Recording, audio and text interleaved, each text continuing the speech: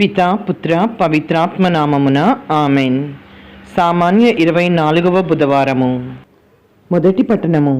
పునీత చిన్నప్ప గారు కొరింథీలకు రాసిన మొదటి లేఖ 12వ అధ్యాయము 31వ వచనము మరియు 13వ అధ్యాయము 1వ వచనము నుండి 13వ వచనము వరకు. కనుక శ్రేష్టమైన వరములను ఆసక్తితో ఆపేక్షింపుడు. అన్నిటికంటే శ్రేష్టమైన మార్గమును ఒకదానిని నేను మీకు చూపెదను. మానవ భాషలను, దేవదూతల భాషలను కూడా నేను మాట్లాడగలిగినను, నాకు ప్రేమ లేనిచో నా వాక్కు మ్రోగిడి కంచుతోనూ గనగనలాడి తాళముతోనూ సమానము.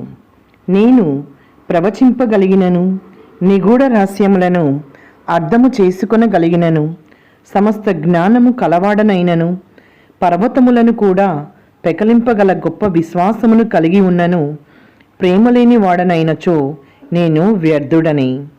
నాకున్న సమస్తమును నేను త్యాగము చేసినను, దహనార్థము నా శరీరమునే త్వజించినను, ప్రేమలేని వాడనైనచో అది నాకు నిరుపయోగము.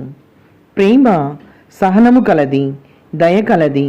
అసూయ గాని, డమ్మము గాని, గర్వము కాని ప్రేమకు లేవు. అమర్యాద కాని, స్వార్థపరత్వము కాని, కోప స్వభావము కాని ప్రేమకు ఉండవు. ప్రేమ దోషములను లెక్కింపదు.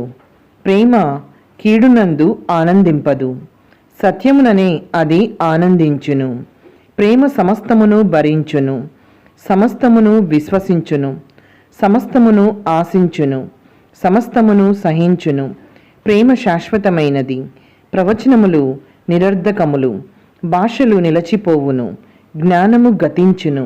ఏలైనా మన జ్ఞానము అసంపూర్ణము, మన ప్రవచనము అసంపూర్ణము. కానీ సంపూర్ణమైనది వచ్చిన నాడు అసంపూర్ణమైనవి నశించును. నేను బాలుడనై ఉన్నప్పుడు బాలుని వలె మాట్లాడితిని, బాలుని వలె తలంచితిని, బాలుని వలె ఆలోచించితిని. కానీ ఇప్పుడు వయసు వచ్చిన వాడను కనుక పిల్లల పద్ధతులను వదిలివేసితిని. ఇప్పుడు మనము చూచినది అద్దములో మస్కగా కనపడు ప్రతిబింబము వంటిది, కానీ అప్పుడు ముఖాముఖి చూతుము. ఇప్పుడు నాకు తెలిసినది కొంత మాత్రమే. అప్పుడు నన్ను దేవుడు పూర్తిగా ఎరిగినట్లే నేనును ఆయనను ఎరుగుదును. కావున విశ్వాసము, నిరీక్షణ, ప్రేమ అను ఈ మూడును నిలచి ఉండును. వీటిలో శ్రేష్టమైనది ప్రేమ. ఇది ప్రభుని వాక్కు. సర్వేశ్వరునికి వందనములు. భక్తి కీర్తన. కీర్తనల గ్రంథము 33వ అధ్యాయము. అందరూ ప్రభువు తన వారినిగా ఎన్నుకున్న ప్రజలు భాగ్యవంతులు. తంత్రీవాద్యములతో ప్రభువుని నుతింపుడు, దశతంత్రుల స్వరమండలములతో అతనిని కీర్తింపుడు. ప్రభువునకు నూతన గీతమును పాడుడు. నేర్పులో వాద్యము చాటుచు అతనికి జేకొట్టుడు. అందరూ ప్రభువు తన వారినిగా ఎన్నుకొనిన ప్రజలు భాగ్యవంతులు. ప్రభువు పలుకులు సత్యమైనవి, అతని చేయిదములు నమ్మదగినవి. అతనికి నీతి న్యాయములన్న విష్టము, లోకమంతయు అతని ప్రేమతో నిండియున్నది. అందరూ ప్రభువు తన వారినిగా ఎన్నుకొనిన ప్రజలు భాగ్యవంతులు.